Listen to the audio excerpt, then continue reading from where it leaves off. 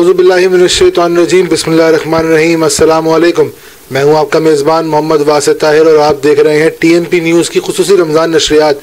جیسا کہ ہمارا آپ سے وعدہ ہے ہم آپ کے سامنے روز لاتے ہیں خوبصورت علمی شخصیات کو, اور ایسے ہی آج ہمارے ساتھ موجود ہیں ایک بہت ہی خوبصورت علمی شخصیت قبلہ محترم مولانا سید ضامن عباس زیدی صاحب, اور آج ہم ان سے بات کریں گے روح افطار کے حوالے سے.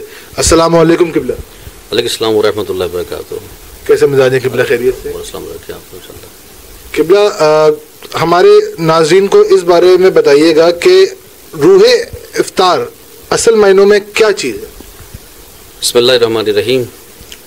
دیکھیے یہ اس میں خود دو لفظ ہیں, ایک روح اور ایک افطار. ٹھیک ہے, افطار یعنی ایک نیت کو توڑنا اور کسی غذا کے ساتھ اس روزے کو تمام کرنا. روح یعنی اس کی اساس. یہ جو کھانا ہم کھا رہے ہیں اس وقت, روز کھانا تو روز کھاتے ہیں, دسترخوان روز سجتا ہے. روزانہ دسترخوان میں اور ماہ رمضان کی اس دسترخوان میں فرق کیا ہو گیا. ٹھیک ہے, یہ اس کو سمجھنا چاہیے ہمیں. ٹھیک ہے, کہ اس دسترخوان کی روح کیا ہے. دیکھیے پروردگار عالم نے جو روزے ہم پر فرض کیے, پروردگار عالم خود قرآن کریم میں کہا ہے کہ ہم نے تم پر روزوں کو اسی طرح فرض کیا ہے جیسے تم سے ماقبل کی قوموں پر فرض کیا. اس کا مطلب یہ کہ روزہ فقط اسلام آنے کے بعد نہیں ہوا, اس سے پہلے بھی روزہ کھا جاتا تھا. جب روزہ کھا جاتا تھا تو ان کے ہاں بھی افطار ہوتی تھی, سحر ہوتی تھی. اسلام نے اس کو اس کا رنگ اور اس کی اساسیت کو تبدیل کر دیا اس نے. ٹھیک ہے, لعلکم تتقون. کیوں ہے سارا یہ عمل؟ تاکہ تمہیں تقوی اور پرہیزگاری کے قریب سے قریب کیا جا سکے. ہم اکثر دیکھتے ہیں کہ جب سحر کا وقت ہوتا ہے تو ہمیں ایک وقت میں 3 پراٹھے کھا جاتے ہیں. ٹھیک ہے, اور کس لیے پراٹھے کھاتے ہیں؟ وہ پہلا ہے فجر سے ظہر تک, پھر ظہر سے عصر تک, پھر اس کے بعد مغرب تک, تاکہ یہ آگے پیچھے. یعنی گویا ہم نے یہ آج کل یہ ہر زبان پہ تو عام ہے یہ جملے آج کل, کہ گویا ہم نے نہیں معلوم کہ کوئی ایسا بڑا محاذ کرنے جا رہے ہیں کہ شاید زیادہ خوراک ہوگی تو شاید ہم محاذ پہ ڈٹ کے لڑ سکتے ہیں.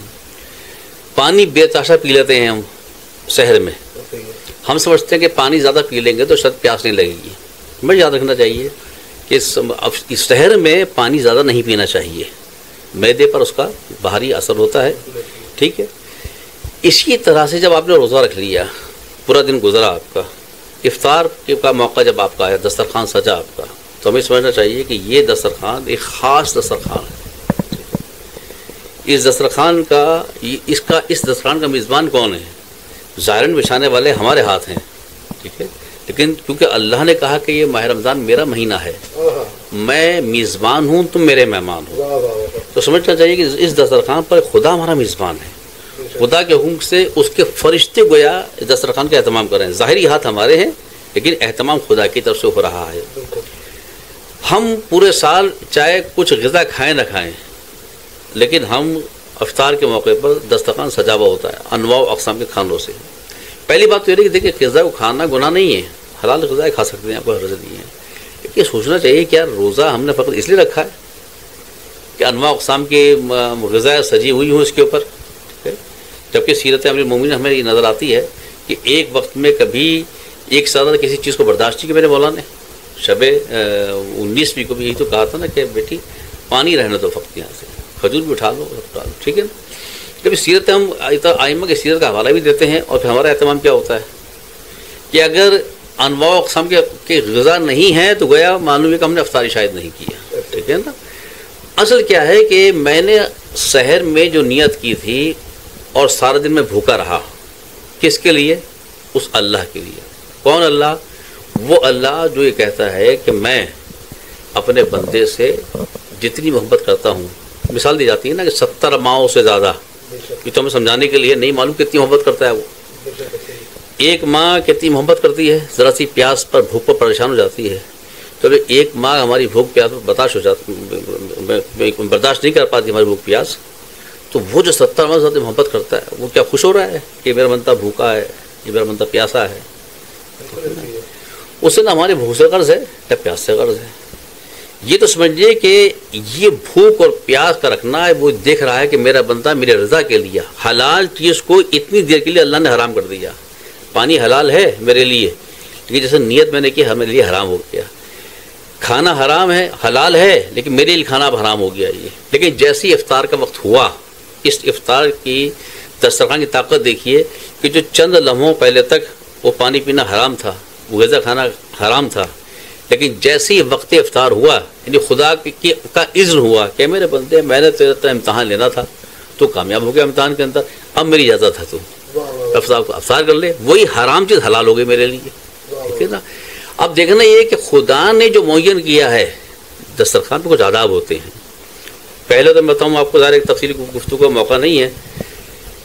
جب دسترخوان پہ ہر دسترخوان کے لیے حکم دیا گیا، مگر خصوصیت کے ساتھ ماہ رمضان المبارک کا جو دسترخوان ہے، کہا کہ جب افطاری سج جائے، افطار کا وقت ہو جائے، تو افطار کے وقت فاتحۃ الکبیرہ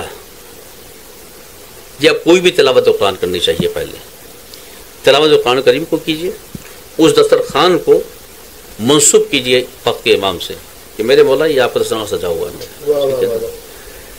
اور سب سے پہلے، اور ہر دسترخوان میں نے کہا کہ ہر دسترخوان پہ ایسے ہی ہونا چاہیے، لیکن ماہ رمضان کے دسترخوان بالخصوص بسم اللہ الرحمن الرحیم پڑھنے کے بعد السلام علیکم یا ابا عبداللہ الحسین، السلام علیکم امام زمانہ، اے میرے وقت کے امام آپ پر میرا سلام ہو.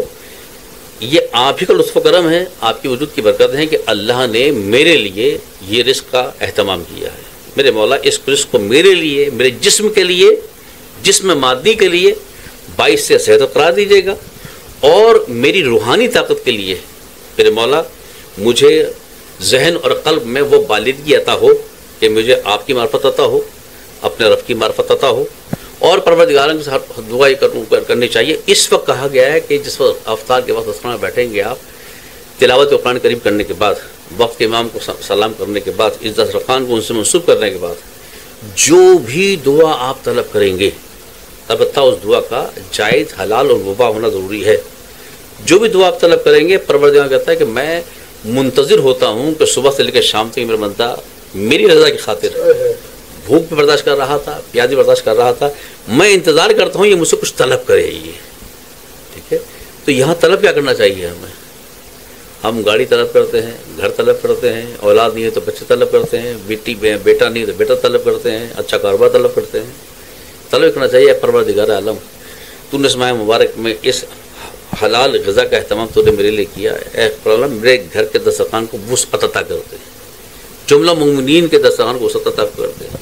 پروردگار عالم میرے عقل و فہم میں وہ بالغی عطا کر، وہ معرفت عطا کر کہ تیری معرفت مجھے عطا ہو، تیرے رسول کی معرفت عطا ہو، تیرے وقت کے امام کی مجھے معرفت عطا ہو. دعا کرنی چاہیے کہ پروردگار میرے رزق استغفار میں اضافہ عطا فرما، رزق مرفت عطا فرما، رزق اطمینان عطا فرما، رزق یقین عطا فرما، رزق معرفت عطا فرما، رزق صحت عطا فرما، رزق طہارت قلب عطا فرما، رزق پاکیزگی ذہن مجھے عطا فرما. اور پروردگار عالم میں اور میرے اہل و عیال کو ہر طرح کے حرام سے محفوظ رکھنا. کہا یہ کہ اس وقت جو بھی دعا طلب کرتے ہیں خدا اپنی بارگاہ میں دعا کو قبول کرتا ہے. میں سمجھتا ہوں کہ دسترخوان ایک ایسا مقام ہوتا ہے کہ جہاں انسان جو طلب کرنا چاہے وہ طلب کرے، اور ساتھ ساتھ یہ احساس رکھے کہ جو اللہ نے انواع و اقسام کی غذا میرے لیے معین کی ہے، پروردگار مجھے نہیں معلوم، میرے اعزاء میں، میرے اقربا میں، میرے دوستوں میں، احباب میں، محلے میں، میرے شہر میں، جہاں جہاں بھی کوئی مومن اس غذا سے محروم ہے، پروردگار ان کے رزق کو بھی وسعت عطا فرما، اور ان کو بھی بہترین پاک و پاکیزہ رزق عطا فرما. یہ تعلیمات ہمیں سکھاتی ہیں انشاءاللہ العزیز. اور دیکھیے کہ ظاہری نوالا روٹی کا یہ تو فقط مادی جسم کو فائدہ پہنچاتا ہے نا، لیکن در حقیقت اگر انسان معرفت کے ساتھ اس دسترخوان کو خدا کا دسترخوان سمجھ کے کھاتا ہے تو جو روحانی اس کو طاقت عطا ہوتی ہے، جو قلب کی کو اس کو گہرائیاں عطا ہوتی ہیں، جو ذہن کو وسعت اس کو عطا ہوتی ہے، تو اس کا بات کا انسان کو اندازہ نہیں ہے اس بات کا. ہمیں دعائیں کرنی چاہیے پروردگار کہ ہمیں ہر لمحے اس کی رضا شامل حال رہے، ہمارے ہر عمل میں اس کی رضا شامل حال رہے. ایک ایک لقمہ کھاتے جائیں اور خدا کا شکر ادا کرتے چل جائیں کہ پروردگار یہ تیری نعمتیں ہیں، ہماری دسترس میں نہ تھا یہ، 13 حکم ہوتا ہے تو کسی بندے کو اناج ملتا ہے جی. ہر لمحے دعا میں یہ کرنی چاہیے اور دوسروں کے لیے دعا کرنی چاہیے. اور بالخصوص میں کہوں گا کہ ماشاءاللہ جو تحفظ مومنین کے افراد ہیں جو پورے سال ایک بہترین کام کر رہے ہیں تدریس کے حوالے سے بھی، مومنین کی فلاح کے حوالے سے بھی، ان کی مدد کے حوالے سے بھی، تو دعا کرتے ہیں پروالم برادر عزیز ہمارے ناظم بھائی کے لیے، بالخصوص اس تنظیم کے جو سرپرست ہیں علامہ علی عرفان رابطی صاحب کے لیے، ان کی صحت کے لیے بھی دعا کرتے ہیں پروالم، اور ان کے تمام جملہ ساتھی جتنے بھی ہیں ان کو توفیقات میں اضافہ کرے اور ان کی کوشش ہے رمضان مبارک میں جو ان کی کاوشیں ہیں پروالم کی بارگاہ میں قبول فرمائیں انشاءاللہ. بہت شکریہ قبلہ آپ کا تشریف لانے کا، آپ کا اس نشریات کا حصہ بننے کا، اپنا قیمتی وقت نکالنے کا بہت شکریہ. ناظرین ہم آپ سے اسی اپنے پن کے ساتھ اجازت چاہیں گے کہ آپ دیکھتے رہیں گے ٹی ایم پی نیوز اور ہماری رمضان نشریات کے ساتھ جڑے رہیں گے. کل پھر حاضر ہوں گے آپ کے ساتھ ایک نئی خوبصورت علمی شخصیت کے ساتھ. دیکھتے رہیے ٹی ایم پی نیوز. بہت شکریہ. السلام علیکم.